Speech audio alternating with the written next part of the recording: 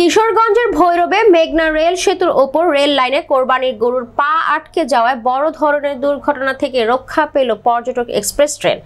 আধা ঘন্টা বিলম্বে ছেড়ে যায় পর্যটকবাহী আন্তনগর ট্রেন।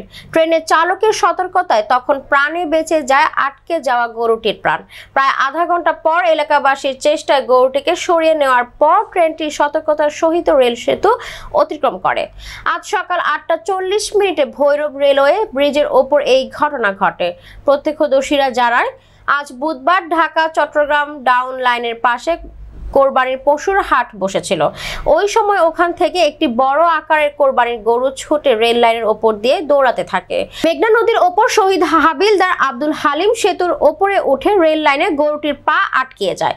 এই সময় ঢাকা থেকে কক্সবাজারগামী পর্যটক এক্সপ্রেস ট্রেনটি ব্রিজে উঠতে গিয়ে দেখতে পান লাইনের ওপর একটি গরু দাঁড়িয়ে আছে। এ সময় ট্রেনের চালক হার্ড ব্রেক করে ট্রেনটি থামিয়ে দেয়।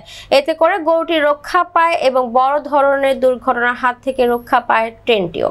সহকারী স্টেশন মাস্টার সাধন চন্দ্র বর্মন বলেন, 8টা 33 মিনিটে পর্যটকবাহী ট্রেনটি ভৈরব স্টেশন ত্যাগ করে কিন্তু রেল সেতুতে গরু উঠে পড়ায় ট্রেনটি ওখানে দাঁড়িয়ে যায়। পরে গরু সরিয়ে নিলে আধা ঘন্টা পর ট্রেনটি সেতু অতিক্রম করে।